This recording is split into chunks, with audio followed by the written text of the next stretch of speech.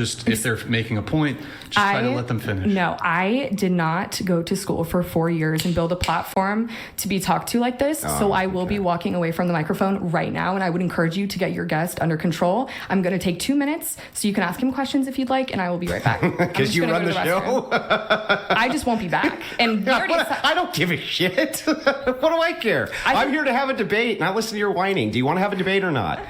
All right, I'm not going to be talked to like this. Well, so do you want to just take a little 2-minute breather? You want to take a 2-minute breather? Oh boy, grab your emotional support sociology degree because Andrew Wilson debunks feminist science and somebody is not enjoying the peer review. Andrew Wilson comes armed with studies, failed replication, and actual arguments while his opponent discovers that debates, unfortunately, don't come with a TikTok mute button. If you want to watch Andrew Wilson debunk feminist science one statistic at a time, subscribe for daily uploads because this is America only. And I hope to debunk some of the myths that people think about feminists today and show that it is a very important cause, not just globally, but in the US and in the West. Thank you. All right, Kylie, thank you very much for your opening statement. Andrew, if you'd like to give yours now. Yeah, just a second. Let me back up here. There's one thing I wanted to address right in my opening. I've been going through Kylie's videos, and she knows so much which is not so. This is a big bait and switch. This happens often. I think I pointed this out to the Whatever podcast many times, especially when it comes to sociology and psychology, how often they are wrong, and here's how they're wrong most often. What they do is they take studies which are recently published, they point to those data sets and say, because this is right now the most current data set we have, it's true, and then operate as though those things are in reality true when they're not. Exactly. That's just how the modern day works now. I mean, I blame it somewhat on the algorithm and social media feed. People just take the new information as, hand to God, like this is the ultimate truth. And then 6 months later, they're totally disproven, discredited, and they just conveniently forget that they were huge supporters of the current thing. Kinsey says, for instance, on gender quotas, according to, and she cites this, and many feminists cite this. My name is, are you talking about? The Kinsey study. Oh, the Kinsey study. Yeah, the Kinsey study, which you... Yeah, not everything's about you. Cite, right? And most feminists cite the Kinsey study. Has been debunked for years. I don't know why Which study is continue. this? Hang on. Wait, it's my opening statement. You'll have a chance to cross-examine him. Just allow him to finish let me walk you through this. Earlier this week, journalist Christopher Brunette flagged a paper in a March 2024 issue of Econ Journal Watch, a biannual publication edited by George Mason economist Daniel Klein, that publishes articles, links, responses to other economist errors. The paper, written by accounting professor Jeremiah Green of Texas A&M and John R.M. Hand of the University of North Carolina, addressed the first of 3 McKinsey 4-installment series of diversity studies. Green and Hand sought to test the replicability of McKinsey's findings. Guess what they found, guys? Could another set of researchers using the same data come to the same conclusions? Since McKinsey refused to turn over its numbers, Green and Hand had to reverse engineer the firm's 2015, 18, and 20 data sets. The results were startling. Green and Hand couldn't replicate the results of McKinsey's first 3 studies, which monitored the profitability of the executive demographics of an undisclosed group of S&P 500 firms claiming to have found a positive correlation between diverse leadership and the firm's performance. Yeah, this is exactly what I think about when people during debates like quote studies and, pretend that all they do is just read like journals and shit. Like, science is fudged. Your beloved religion, science, is fudged all the time. I mean, we saw it, a few years ago with that big thing that happened and they were forcing people to, get the what. But yeah, it happens every single time. Oh yeah, by the way, do you guys like my new poster here? I figured that, this was the appropriate video to introduce it. We do not find a statistical significant positive correlation between McKinsey's measures of the racial ethnic diversity of executive terms of firms as measured in December 2019, Green and Hand. My bad. So yeah, actually, I forgot to tell you what all it says. Feminism encourages women to leave their husbands, kill their children, destroy capitalism, and practice witchcraft, and become lesbians. Yeah, I just figured that was a pretty dope poster. Shout out to my friend Mark for getting it for me. Back to the video.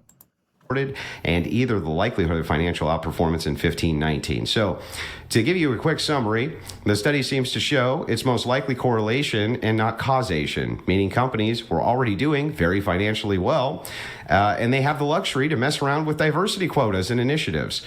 In addition, the data from the 2024 paper was unable to replicate any of the older McKinsey studies, any of them. That should tell you something. So, that's a very recent data set, right? Why don't any of the psychologists ever go with the recent data set? Well, the reason they don't go with it is because it doesn't affirm their nonsensical worldviews. That's why they don't go with them ever.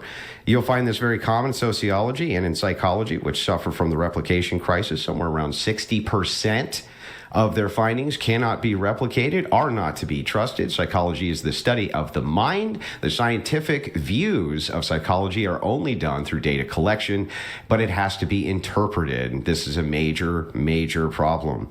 So many feminists. Yeah, just like people have problems with pastors interpreting the Bible differently, scientific studies, same exact thing, people interpret the results differently. And you see this whole elite of college professors, scientists, sociologists, psychologists, all the social engineers of our culture pushing the same narrative. And I thought everybody knew the whole phrase, like, you know, when you follow the masses, drop the M, and that's what you get, you know, a bunch of dumbasses. But yeah, apparently, I don't know, it's the cool new thing to just do what everybody else is doing, believe what everybody else believes. I don't know, maybe I'm alone in this. Will tell you so many studies, and luckily I have all of the ones to refute all of my opponent's studies today. Because what happens is they have a biased worldview and they want the data set to correlate with the worldview rather than wanting to tell you what the actual truth is. The truth is that a bunch of S&P 500 companies who are very rich were already doing really well. And for the purposes of publicity, they decided that they were going to start doing a bunch of DEI hires and ethnic hires and this type of thing. And they decided that the correlation, they made it the correlation causation error. That's it. You'll find this over and over again, I'm sure, as we go through this debate, as we go through the numbers, especially when it comes to the abuse of women, especially when it comes to just how useful women are. We talk about domesticated labor. What a joke. You believe that women should be paid some type of domestic wage. However, it's skilled labor in the home, which keeps the home running. It's always going to be paid way more than domestic labor because it's more worthwhile than domestic labor. Simple. So with that, I'll finish my opening statement. I can't wait to dive right into this. Before we listen to this babbling-ish, yeah, it's just, you can't even go off the per capita argument anymore. Like, how many times have you seen the memes of like all the mugshots of African-American fellows that are listed as white? I mean, look at the Philando Castile shooting too, the officer Jimenez. That was in my college textbook that it was a white officer. And I was like, no, there's no Jimenez. Like, that is not a white name. Google that dude. Looks like somebody who should be singing in a mariachi band. Like, they constantly mislabel people in the prison systems, and maybe it's on purpose because they'll have guys who look like Akon and put that he's Caucasian. Just nuts. Absolutely fucking crazy. Okay, so Kylie, it sounded like you maybe had some some pushback you wanted to give on something Andrew said there? Yeah, so I very briefly referenced the McKinsey study, and McKinsey and Company's Women in the Workplace study, by the way, is what he's referring to. But it's actually, if you go and look it up, it's generally considered accurate and comprehensive in its findings. So I have quite literally no idea what my opponent is talking about, as well as the fact that this is a red herring fallacy of just, oh, this is wrong and my opponent is wrong for the following reasons. How's that a red herring? Because you're not actually acknowledging any of the information that I said. I refuted the information. I didn't even... More like a blue herring. Get it? Because she's liberal and they always have blue hair. Huh? Am I right? Talk about that. I have refutations to your video. Okay. I have your video right here. And you start by saying the largest comprehensive study, the Kinsey study. Which one are you talking about? I'll play it for you. Give me a second here. Okay. Well, I think we should stick to what we're talking about today. We're talking about all of this today. So I would like you to be less hostile to me, first of all, because I think we should just have a general discussion. Stop whining. We're doing a debate. Stop whining. So I'm not going to give you the reaction that I know you're looking for. Yeah. So women are better leaders than... Yeah, Andrew, shut up. Put a little cut cage on your wee-wee and go sit in the corner. A woman is speaking. Agree? Yes. I was looking at that video, yeah. That's like one of the ones that... And you cite which study? Oh, yeah, the one that I'm talking about now. But I didn't reference that in my opening at all. So I think the people in the audience, if they had any sort of common sense following along, they'd be like, what is he talking about? Kylie didn't mention that, which I didn't. But the thing is like, this is a current core part of your worldview and belief, and you make propaganda videos about it, even though it's completely uninformed. That women are better leaders. I think that is a subjective opinion. None of the statistics and facts that I gave previously are objective opinions. Like the fact that women didn't have the right to vote until 1920. Women couldn't open a bank account in the United States until 1974. When did men get the right to vote? Oh, okay, I know this is exactly what you were talking about. This is what you're known for, is like getting people on. And how are women better leaders? I mean, even look at Rosa Parks. She needed Martin Luther King and a whole communist school just to tell her how to sit down on a bus. A technicality that we don't historically know, but the answer to that is no. The answer to that the answer is that's no? No, the answer to that is the fact that in 1920, everyone was given the right to vote, but there were still barriers to vote for people of color. When did men get the right to vote? The right to vote was guaranteed to all people in 1920, according to the 19th Amendment. Before 1920, were all men allowed to vote? No. Okay, great. They weren't. And then when men's because suffrage of white was passed, supremacy and because our system was not founded equally. Are you aware that men only got any rights to vote about a decade, roughly, before women? That is not true. Men have been making... The founding fathers were all men, so I have no idea what you're talking about. What does that have to do with the right to vote? The right to vote was historically withheld from men of color. It was It was also withheld from the general population. Do not cut me off. Do not cut me off. I am in the middle of speaking. I don't care if you're in the middle of speaking. You're in the middle of a debate. The right to vote... You don't have your TikTok mute button, sweetheart? I will not be speaking anymore until you have a conversation with him. Well, look, if we can, for both people, if we can allow each other to finish, even if you want to jump in, just let the other person finish speaking.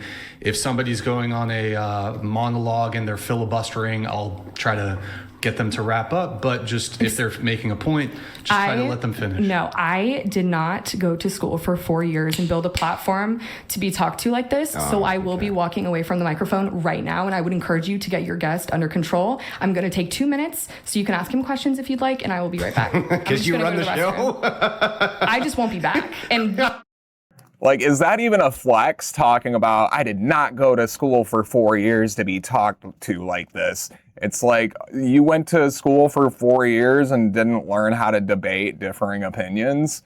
I mean, that just shows you all you need to know about college and the educational system in whole. I don't give a shit. What do I care? I'm here to have a debate, not listen to your whining. Do you want to have a debate or not? All right, I'm not going to be talked to like this. Well, so. do you want to just take a little 2-minute breather? Do you want to take a 2-minute breather? This is feminism? You're the strong woman? Right. You're the strong woman? Right. Really? Who? Strong woman. I will not be talked to. Like what? What did I even say? I would... I will not be talked to like this. Yeah, you will. What are you talking about? He's a maniac. It's a debate. Maybe we can try to stick to. There's been some really strong feminist women in that chair who have debated with me, just not this one. It's weird how they always run away. Although I think maybe for the sake of the ensuring that the debate happens, maybe we can just so we get the debate, so the debate happens. Maybe. Well, what am I supposed to do? I mean. Dude, fuck debates. Like I've always said, the time for debating is over. They don't want to hear it. Nobody's mind is being changed. Sorry, Steven Crowder. You can sit outside of college campuses with your banner all you want, but nobody's mind is going to be changed. They have to change it for themselves. Middle of a debate. Am I supposed to worry about tone policing and this and that because I have points and refutations which may hurt people's feelings? Well, I think she overreacted a little bit. All right, guys, that's all the time that we have for today, but Andrew Wilson completely fathered this feminist. She had to walk out. Like, they can never just listen to different opinions and counter them. Like, when they reach that argument, they just walk away. They run away. Well, if you like videos like this, we are dropping multiple videos every single day of the week. And as always, thank you for watching, like and subscribe. And this is not America First, and it's not America Last, but it's America only.